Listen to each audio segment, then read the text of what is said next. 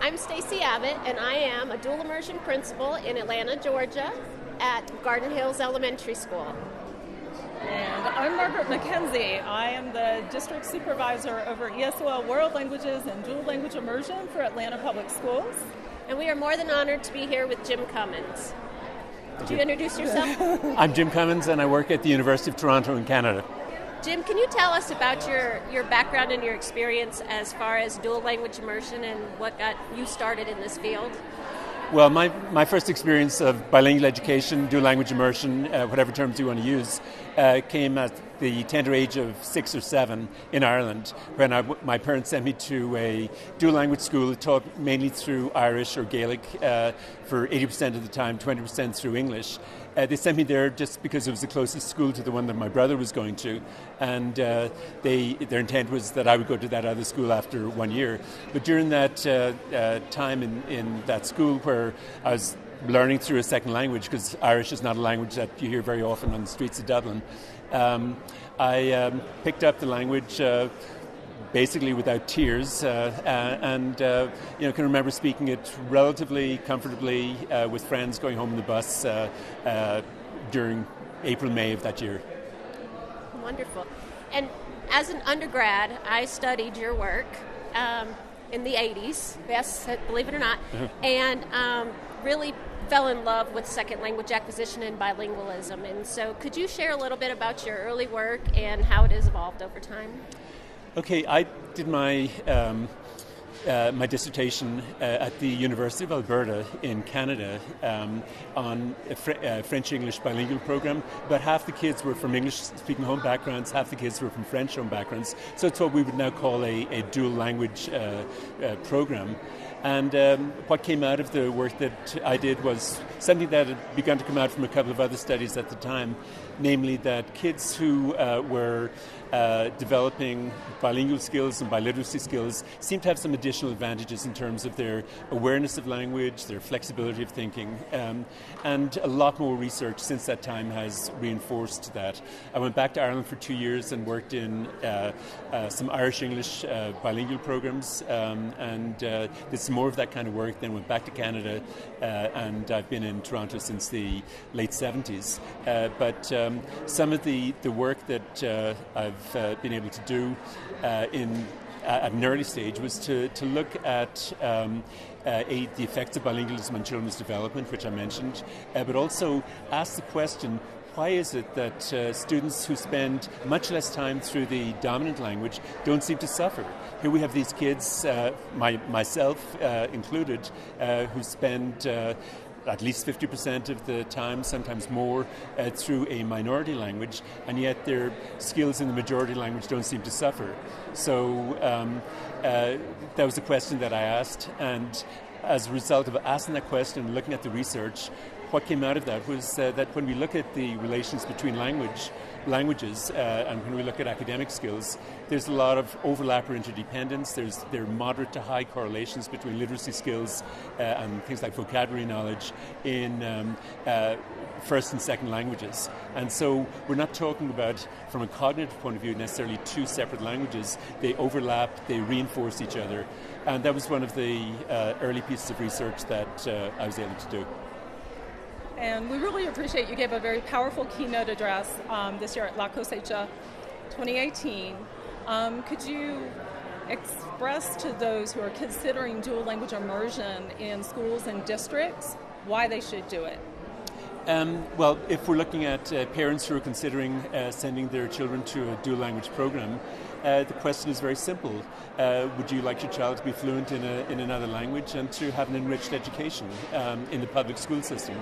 And the data is unambiguous. It is powerful. It's data that has been gathered since the 1960s, all pointing in the same direction, namely students who have the experience of a bilingual education that focuses on developing literacy in two languages are enriched. It's as simple as that. And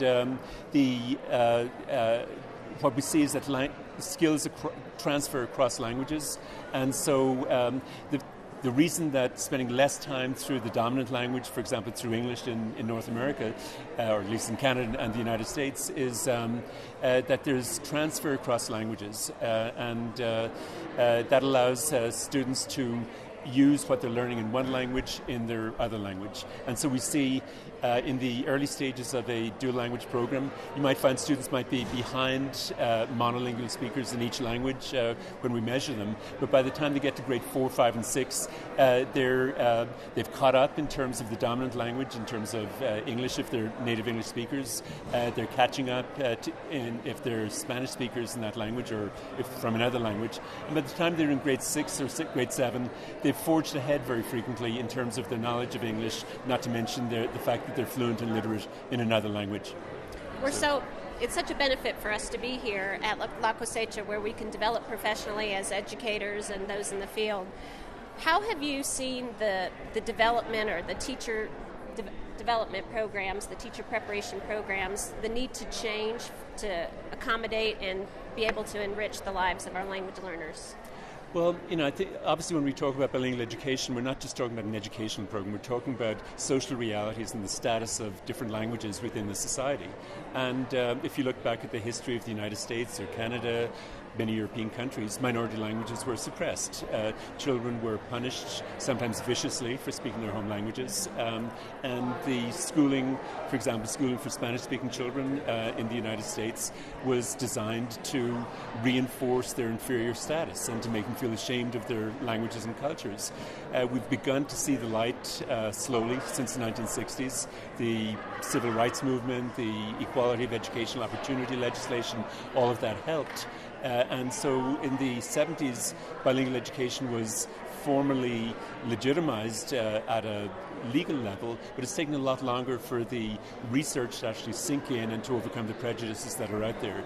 And what we're seeing right now is a range of large-scale, high-quality, highly persuasive studies showing that it's totally possible for all children, whether they're coming from minority language backgrounds, so-called minority language backgrounds, or whether they're coming from English backgrounds, to develop fluency and literacy in 2 or more languages. And these children are enriched. They have far more potential in a globalized world when they graduate to read in different languages, to travel, to use their skills linguistically in all kinds of ways. So we're looking at an enriched education, and we're finally beginning to come to a stage where the research is being communicated to policymakers and parents. Just as one example, in the San Antonio district, up to a couple of years ago, they had just 2 dual language programs, and this is a largely Spanish-speaking city. Right now, they've expanded that to 45 dual language programs, going K to 12, and so we're looking at a real change. And that's partly because of the overwhelming consistency of the research showing that these programs are enrichment programs for kids, and there's no reason why every child should not have the opportunity to develop bilingual and biliteracy skills. So a lot of school and district leaders, especially principals, even of dual language immersion programs themselves, do not have the preparation to lead dual language immersion programs, and are learning about second language acquisition as they lead in launch programs. So based on your research, what do dual language leaders need to know about second language acquisition? Principals and vice principals and other leaders in schools that have dual language programs, I think, need to kind of catch up with what the research has been saying for quite a number of years. And it's not their fault that they haven't been aware of this research. Obviously, many of them are, some of them are not. But the research is unambiguous. It is powerful. It's pointing to the fact that there's no reason why any child should not develop bilingual skills. And particularly, if we look back at the history of the education of linguistic minority students in this country and other countries, we see a history of of exclusion. We see a history of racism in many cases, and we see children coming to school fluent in a language like Spanish, and within 2 or 3 years they're ashamed to be heard speaking that language. They've been shamed, sometimes even punished for speaking that language within schools. And I think we're finally recognizing that as a violation of children's rights, and we're seeing that it's a win-win situation for everybody when we provide opportunities for children to learn additional languages. And bilingual programs do this far more effectively than just teaching the language as a subject.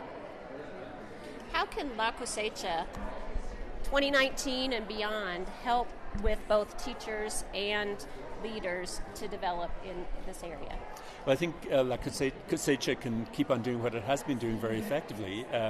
It has been enabling educators to get access to the research, to get inspired from talking with their colleagues and seeing what's happening in other schools.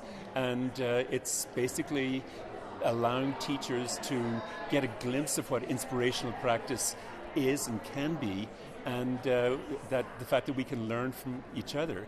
And one of the points that I tried to mention on the panel is that if teachers see themselves not just as kind of functionaries within a classroom who've got a curriculum that they've got to implement and who are going to be punished if their students don't do well on standardized tests, if they see themselves more as innovators, as knowledge generators, as people who can discover about learning as a result of the way they're teaching.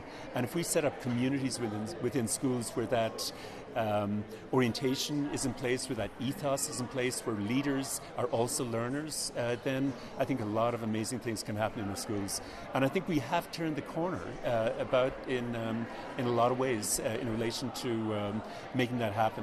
And it's partly because middle-class white parents have figured out that bilingualism is something that their kids can benefit from also, and there's no reason we have the technology, we have the knowledge of how to do that, and so it's a win-win situation for everybody. And so it's a case of just repudiating the racism that has oppressed and made kids feel and parents feel ashamed of their home languages, and basically saying that we can do much better than that, and we can educate kids much better than we have in the past, all kids. And that's absolutely the power of dual language immersion. So we appreciate your time. Is there any last message for the attendees or future attendees of La Cosecha? Come to this conference. It's a learning experience for everybody involved. And thank you for the opportunity. No, thank you. Thank you very much. Thank you. It was a pleasure.